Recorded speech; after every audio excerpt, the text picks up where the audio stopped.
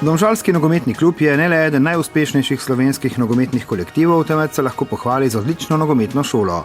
Mladinski nogometni center kluba, ki domuje v Kamniški Bistrici, ima zdaj že kar lepo zgodovino. Velik prehod se je zgodil pred približno 12-13 leti, ko se je prvič začelo resno razmišljati o delanju v neki nogometni akademiji v Domžalah, drugi pa nekako sočasno takrat, ko sem jaz prišel v klub, glede na to, da sem prišel praktično direktno iz mladinskega centra v samo upravo. Hitro so se začeli kazati prvi sadovi izjemno uspešnega dela in mladinski nogometni center nogometnega kluba Domžale je v nogometno orbito poslal prve vrhunske nogometaše. V Domžalah sta se tako nogometnih korakov učila Samir Handanović in Haris Vučkić. V zadnjem času pa je klub do odmevnih prestopov prišel s četverico najstnikov. Igralci nogometnega kluba Domžale so Gorenc Stanković Jon, ki je odšel v Borussia Dortmund, potem je Jan Mlakar v Fiorentino, vendar on ostaja do konca leta v klubu. 1.1.2015 pa se pridruži Fiorentini. Potem je Šušnjara Luka, ki je odšel v Atalanto iz Italije. In pa zdaj v bistvu zadnji prestop je pa Cvetičanin Oskar, ki je pa odšel v Southampton v Angliji. Vsi ti odhodi za domžalski klub pomenijo lepo priznanje ter tudi finančno korist. Za prestop Jona Stankovića bodo Domžalčani dobili okrog 1 milijon evrov, medtem ko za ostalo trojico po 500 000 evrov.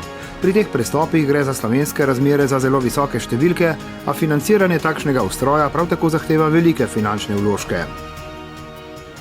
Celoten ustroj letno pride nekje med 450 in 500 000 evri. To v strukturi našega proračuna predstavlja več kot tretjino, kar je verjetno po relativni vrednosti kar med največ v Evropi. Prepričan sem, da največ v Sloveniji.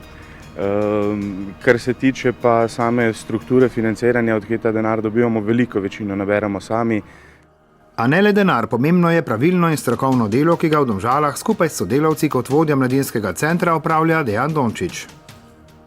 Prva naša naloga je bila, da imamo neko dobro organiziranost kluba in potem s trdnim delom, se pravi vseh sodelavcev v klubu, ki skrbijo za to, da se igralci najbolj počutijo in da lahko svojo nadarjenost in talent pokažejo tudi drugim.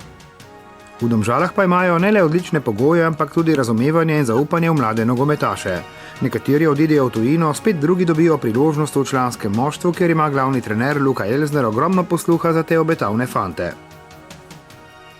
Seveda je to klubska filozofija že nekaj let, da se nekako naslonimo na naš mladinski nogometni center, ki proizvaja vsako leto ogromno kvalitetnih igralcev. Seveda, zakaj se bi izognili temu in tej kvaliteti, ki jo imamo v mladinskem centru. Svojo kvaliteto tako dokazujejo v mladinskem in kadetskem prvenstvu, kjer so lani osvojili naslov državnega prvaka. Domžale, ki imajo najmlajšo člansko ekipo v prvi ligi, so trenutno celo na prvem mestu. A bolj kot pogled na lestvico jih lahko veseli pogled na 250 nadebudnih otrok, ki se podijo po igriščih mladinskega nogometnega centra Domžale.